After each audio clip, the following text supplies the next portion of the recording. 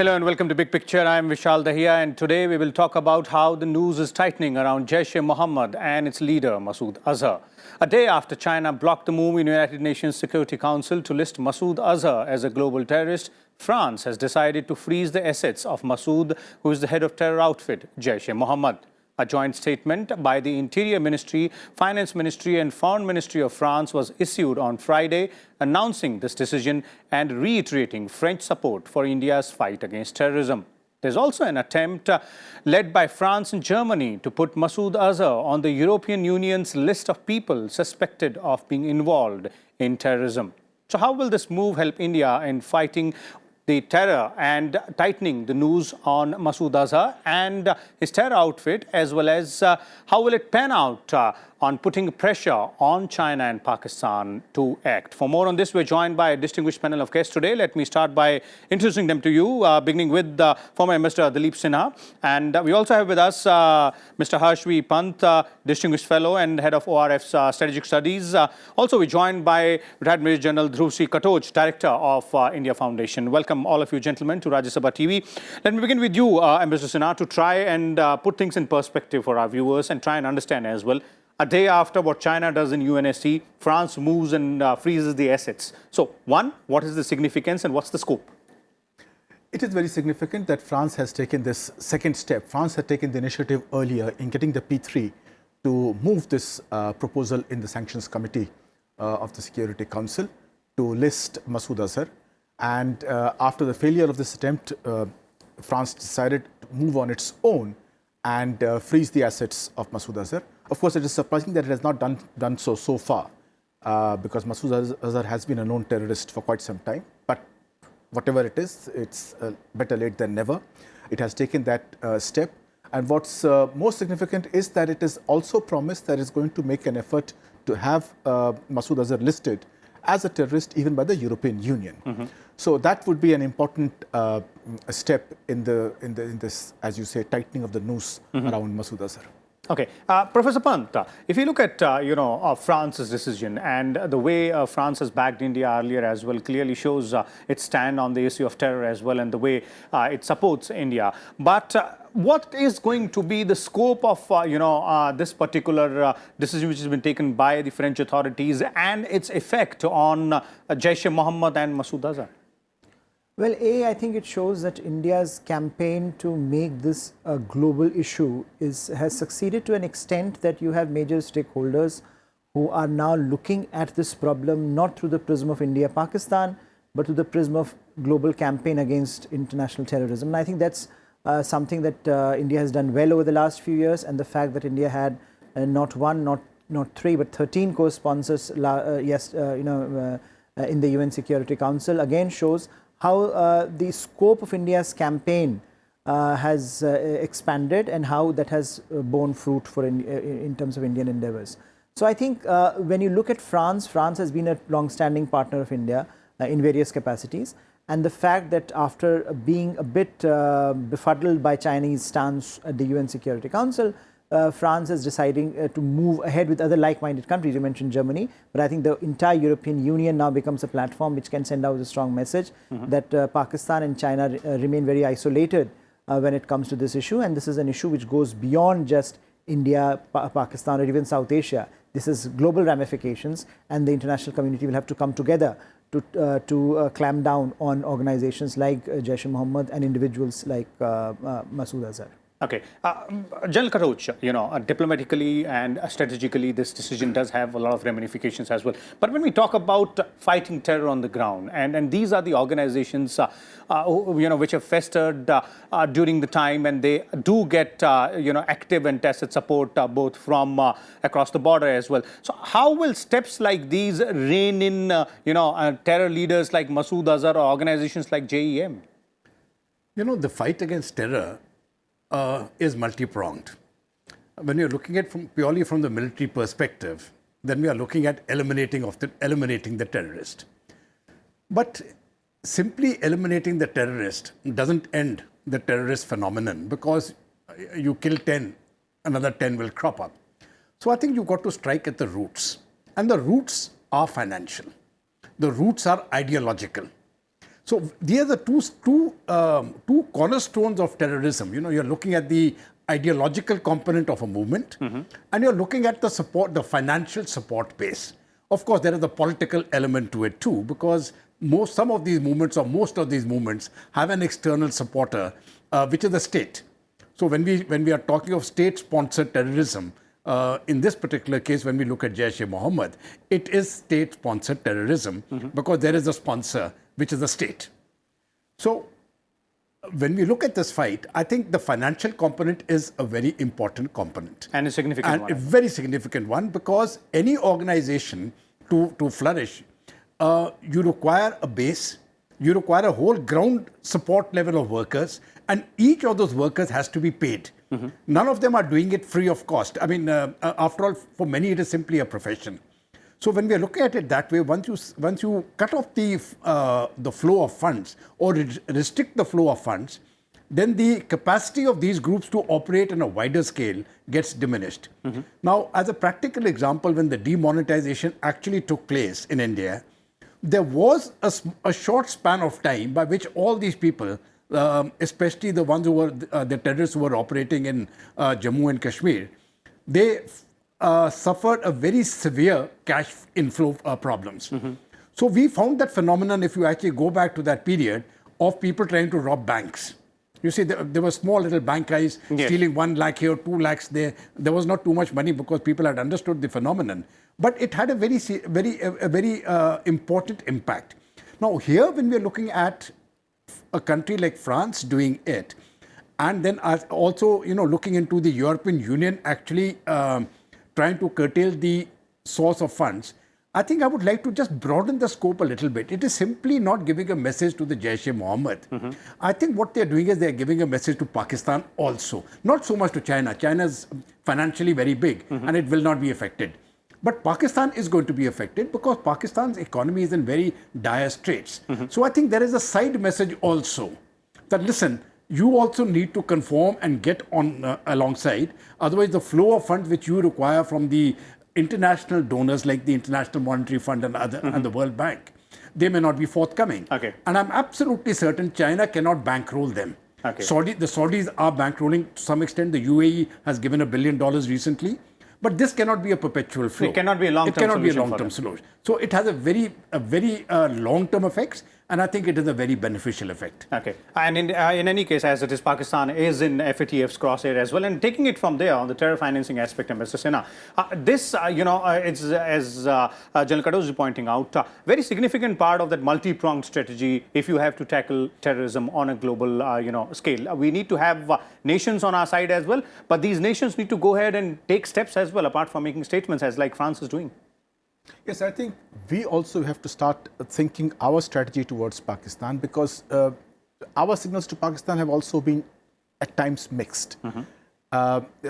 We have to ensure that it's not just Jaish-e-Mohammed that needs to be sanctioned, but the country itself must also pay the price for supporting terrorism. And for that, sanctions have been imposed on countries because of support of terrorism. There have been a number of instances where the Security Council has done this. So far, we have not taken this initiative, nor have we asked any other country to do this. I think perhaps the time has come for us to start thinking on these lines. It may not bear fruit because you still have the veto of China, which will protect Pakistan. But the fact is that if we start making this effort, just the way we have been able to get the noose tightened around Masood Azhar, we have to get the message sent to Pakistan as well, that Pakistan can also face sanctions, or at least effort made for facing sanctions, if it does not stop this support of terrorism. Okay. Professor Pant, on this aspect, that we need to go ahead and we are doing it in terms of pointing out how Pakistan is helping these terrorist groups, but go one step further ahead and ask Pakistan to be banned or sanctioned, for abetting terror. Yes, I think that will be ideally that should be the next step. But given the support that it has from China, I think if we are having difficulty just getting Masood Azhar listed, I think that will be a tall order. But in terms of messaging, I think the fact that if you can get Jaish-e-Mohammed or Masood Azhar listed or you can get organizations like EU and countries like America targeting it explicitly. And if you can get, for example, the kind of consensus that emerged in India's favor post Pulwama, it is also sending a message to the Pakistanis themselves and to Pakistan that look, Pakistan remains very, very isolated.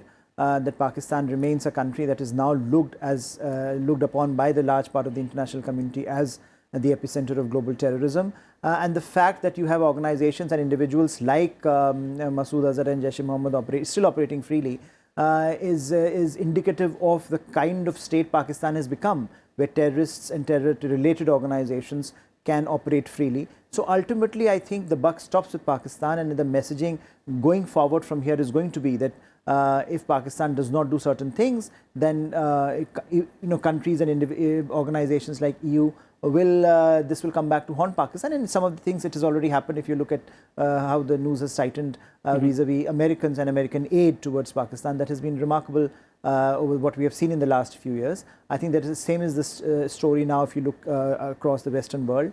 But Pakistan retains some very important partners and which continue to complicate our strategy of how do you make sure that Pakistan gets sanctioned at the global level, at an international level, at an organizational level like the United Nations perhaps. And so I think the question there has always been how do you get away from, how do you respond to the Chinese wall that has been created around Pakistan and even organizations like Jaish-e-Mohammed. And that's a problem that India will continue to face in the coming years, because I don't see China changing its tune anytime soon. Okay. If that's going to be the situation, then General Katocha, is it going to be the right and opportune time, as Ambassador Sinha was pointing out, for us to keep pushing the boundaries in terms of taking Pakistan on, or putting the onus there, because it's Pakistan which is supporting these terror groups, and this is quite evident now. No, I'm totally with Ambassador Sinha and Professor Pant. You see, I think what we have recently seen in the airstrike which was carried out at Balakot, and 2 years earlier, or the surgical strike which was carried out post Uri, I think here you are seeing for the first time India has actually pushed the boundaries. And the use of air power, let me put it in a different way. We could have actually simply sent a missile without risking our aircraft, but we didn't do that. The use of air power was a very deliberate act designed to tell not just Pakistan but the world that we will protect our interests. Now, I think this messaging is very important because we have actually changed the dynamics of the whole situation, and we have pushed the frontiers, so to say. Earlier, we were always fighting the battle of terrorism on Indian soil. What the attack at Balakot has shown, or the airstrike at Balakot has shown, is that we will now fight this battle on Pakistani soil or in Pakistan-occupied Kashmir. And I think that is a very, very fundamental paradigm shift. We have also called the nuclear bluff. So now, when anything like this happens, you will find that the world will not be responding at all. The response of all the major powers, including China, to the Balakot strikes was a very dignified silence. Not one country came out in support of Pakistan, because I think that message has been driven home. I think full credit must go to the Prime Minister, to the External Affairs Minister, and the entire diplomatic community for actually having achieved this result in the last 4 years. It was actually unbelievable that we could have traveled so far. So we have traveled a long distance. To say that we have traveled the complete road, no, that doesn't really happen. But I think a great forward movement has taken place. And this shift which you are seeing now is going to have a very positive impact on the situation in Jammu and Kashmir per se. I think you will see in the coming months the entire security environment in the Kashmir Valley especially cooling down to such an extent that, say, perhaps by the end of this year or by the end of next year, we will see that the incidents of violence getting down to practically zero levels. Okay. Mr. Sinha, when China refused to lift its hold on the proposal moved by France, it was a very disappointing move for India, and similar sentiments were expressed by several nations, including the other P5 nations as well. Now, the way France has gone ahead and freeze the assets of Masood Azhar and Jaish-e-Mohammed, Is this changing the way, one more positive signal or changing the way that the global cooperation or the global campaign against terrorism is moving ahead with India at, the lead point here? Yes, I think the global approach to terrorism is certainly hardening. The incident that took place in New Zealand, for example, today, shows that no country, no matter how remote and how peaceful, is safe from terrorism. The fact that the FATF has picked on Pakistan and extended the listing or the grey listing of the country and asked it to take comprehensive action against a whole list of an array of terrorist organizations shows that the world is losing patience. It cannot tolerate both hate speeches and funding of terrorism, because these two, the ideological motivation and the financial motivation, both these have to be checked. Now, it's not easy to do that, but the fact that the world has woken up to this fact and wishes to take action has been well established. Okay. You spoke about earlier, how India should go ahead and fine-tune its strategy vis-a-vis Pakistan on the issue of terror. I also want to know that how about, handling China now after that yesterday's decision by China to go ahead and block the move? Well, for China also, we have to explain or at least send the message across to them that they too will have to pay a price. I mean, one of the things is that we buy about $67 billion worth of goods from China. We export less than a quarter of that to China. Now, there is no reason why we should not send a message across China that these exports can be checked, and we can certainly eliminate some of the exports which are irrelevant or perhaps which harm our economy in terms of creating unemployment here. And send a message across that if Pakistan wishes to have India as an economic partner in the future, both in terms of investment and as a market, then it must pay heed to our sensibilities. Okay. Professor Pant, we need to recalibrate our approach and our response vis-a-vis China as well? Absolutely. And I think reciprocity should be the name of the game. If these kind of episodes continue to happen for a very long time, I think the political capital that policymakers have gets diminished quite rapidly. So I don't see how Indian politicians, however favorable they may be to China, can make any impact going forward in a positive direction if the public sentiment that will now emerge in this context becomes so negative. And China needs to be made cognizant of this fact, that there is a long term and there is short term. In the short term, perhaps the strategy of propping up Pakistan against India may work. But the longer term game, if it has to play, then India is the country to bet on. And I think we also need to be a bit realistic that China is not going to change overnight. So perhaps we also need to calibrate this vis-a-vis China, that if this is not going to happen, then what are our options? Do we become more transactional? Do we become more more reciprocal? Do we bring back on the table some of the issues that we think we have resolved vis-a-vis China? I think there are a number of issues on which China remains vulnerable, and India's propensity to make China vulnerable on those issues continues to be quite strong. So I don't see the need to be continually on the defensive. I think there are opportunities available amidst the challenge that China is now posing to Indian interests and continues to pose it at a quite rapid pace over the last few years. So I think the assumption, many of our assumptions vis-a-vis China will have to be changed. I think the whole idea of Wuhan reset needs to be examined. I don't think it was a reset in the strategic sense. It was a tactical reset. But I think there were a number of assumptions that were being made on that presumption that somehow now China is going to change its tune. Clearly, if you know China, if you have studied China, if you have looked at China over the last few years, you knew that that's not going to happen. So I think a sense of realistic assessment of what China really is trying to do with its foreign policy, and also an assessment of what we can bring to the table and make China pay, for example, what kind of transactional costs we can impose, is something certainly that needs to be looked at more carefully. Okay. General Katoch, your point of view on the Chinese angle as far as global cooperation on fight against terror is concerned? In this particular instance, I think the Chinese were caught between a rock and a hard place, the way I look at it, because they are playing the game in two different levels. At one level, China is also concerned about terrorism. And especially, they've also got their own problems in the Xinjiang province. And as far as the East Turkmenistan movement is concerned. And the people who are fighting for freedom in Xinjiang, quite a large number of them are also based in Gilgit-Baltistan. And I presume they would have contacts with other terrorist groups like the Lashkar-e-Taiba or even the Tehreek-e-Taliban Pakistan or the Afghan Taliban. There is that sense of unity amongst all these groups that they interact informally, at least, with each other. So that is one aspect of it. So to that extent, I think China would be concerned about curbing terrorism. But the flip side of it is that China has also got very serious concerns about India's rise. China does not want a competitor in Asia.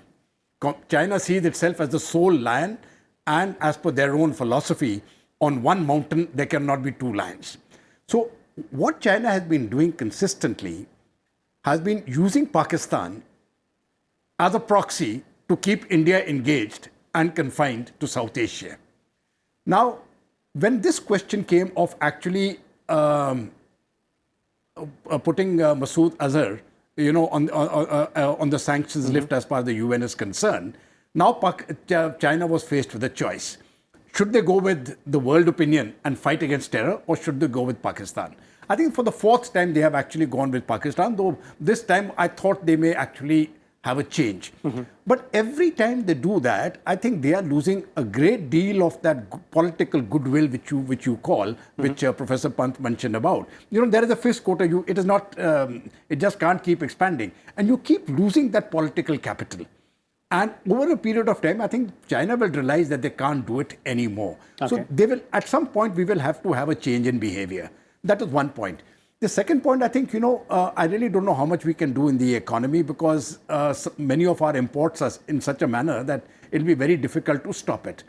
But I think as a personal decision, if we look at the Indian public per se, if personally we make a decision that products which are manufactured in China, especially the cheaper products which are sold in Indian markets, if we as individuals don't buy it, then the governments have no control. Okay. And that could be a very strong pressure point. Okay. Concluding comments from you, Mr. Sinha, on the way forward from here for, fight against terror globally as well as for India also. Well, for India, the point is that we have to convey the message across to both Pakistan and China that it cannot be business as usual, that we have a longer term memory, that it's not as if just a question of the elections for the next 3 months will be tough and thereafter we'll forget everything. That's what Pakistan's fond hope is, that this country in any case will come back to business as usual. So is China's. And the other thing is that we must send a message across to the world that we are serious about curbing terrorism in Pakistan, and if the world does not do it, then we will reserve the right to do it. And the world should not at that point turn around and say, look, you shouldn't do this because it will escalate the situation and risk global international peace and security consequences. Okay. That is what we have to convince both China and Pakistan and the rest of the world about. Okay. Final words from you, Professor Pant. Well, I think consistency is very important. So I hope that we continue to be consistent in our approach both to global terror as well as in our engagements to vis-a-vis Pakistan and China. And we need to send out this message that we are capable of fighting our own battles, even if the international community does not come to us. If it's, we would try to bring them out with us, but if they don't come to us, then we are capable enough to fight it out on our own. And I think that's an important message. When it gets out, it has very important effect on our partners as well as on our adversaries. Okay, so clearly, as our panelists are pointing out, that with France and other major international powers backing us, India needs to go ahead and keep pushing the envelope as far as the fight against terror is concerned. We'll come back again next week with a different topic and different set of guests. Till then, keep watching Rajya Sabha Television.